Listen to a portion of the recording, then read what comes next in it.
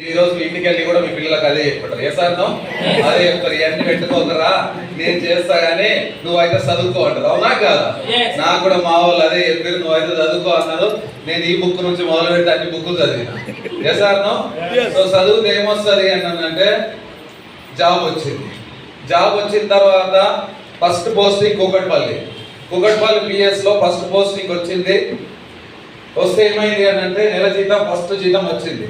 వచ్చిన తర్వాత జీతం పడ్డదని మెసేజ్ రాగానే మెట్లు దిగి కిందికి వచ్చిన నేను ఏటీఎం పెట్టి రాయేసుకుందామని చెప్పేసి ఫస్ట్ జీతం వస్తే ఎంత హ్యాపీగా ఉంటుంది. అవునా కదా? ఆ హ్యాపీనెస్ 2 నిమిషాలు కూడా ఉండలేదు నాకు. ఎందుకో తెలుసా, చక్కగా మెట్లు దిగి చాయ్ తాగడానికి వెళ్ళిన.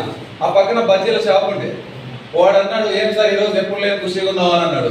ఏం లేదు అబ్బాయి ఫస్ట్ జీతం వచ్చింది అని అన్నా. ఎంత సార్ అన్నాడు. 8,746 రూపాయలు అన్నా. ఓసి ఇది 2 రోజుల నా ఇన్కమ్ సార్ అన్నాడు. 2 రోజులు నేను సంపాదించుతాను అన్నాడు. నిజంగా అంటే నిజంగా సార్ నా ఈ రోజు ఇన్కమ్ 4,000, నీది నెల ఇన్కమ్ 8,000 అన్నాడు. అప్పుడు అర్థమైంది, ఏంద్రా ఇంత మాట అన్నావు అని చెప్పేసి. ఈ జీవితం అంటే ఉద్యోగం కాదు, జీవితం అంటే బిజినెస్, ఇంకేదో చేయాలని చెప్పేసి అర్థమైంది.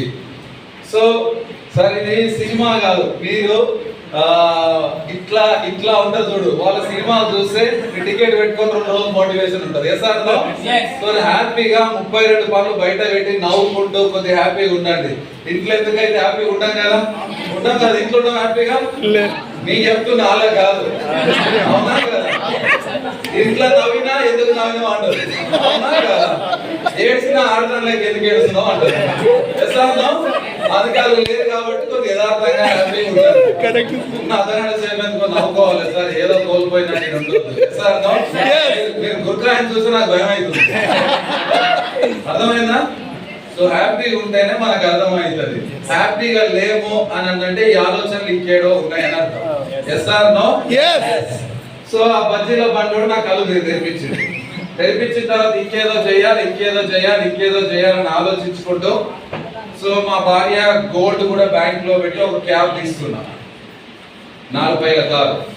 సో తీసుకొని సో దాని ద్వారా డబ్బులు సంపాదించాలని ట్రై చేసిన. ఆ కొత్తగా కారు ఉన్నప్పుడు బాగా మిగిలిన ఏడిపోతాయి.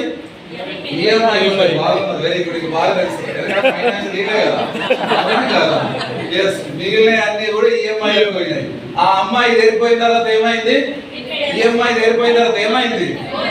దాని కారుకు, టైర్లకో, ఇంజన్ కో ఏదానికి బొక్కలు కనబడుతున్నాయి. బొక్కలు పోయడానికి సరిపోయింది.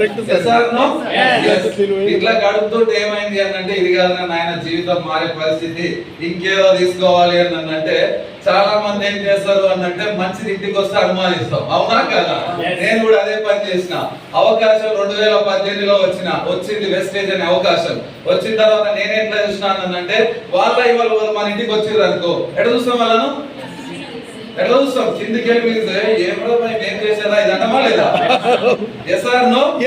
అంత కాలిన తర్వాత ఏమర్థం అవుతుంది, అది దాని విలువ మనకు అర్థమవుతుంది. Yes or no? సో వాళ్ళ 2018లో చెప్తే మనం ఏమనుకున్నాం అంటే, ఇట్లాంటివి చెయ్యొద్దురా భయ్, ఇదంతా ఫేక్ మునిగే కథలు, ఏదో టోపీ పెట్టడానికి మా ఇంటికి వచ్చి అనుకున్నాం. ఆ చెప్పిన వ్యక్తి ఎవరో కాదు, పురుషోత్తమ దాసరి పూర్ణిమ మేడం. సార్ మిమ్మల్ని ఏదో ఎక్కడికో తీసుకుందాం అనుకుంటున్నా నేను. మీరు ఇక్కడే ఉంటాడని నేను ఏం చేయలేదు. అర్థమైందా? క్లాప్స్ దబాయించి కొట్టాలి.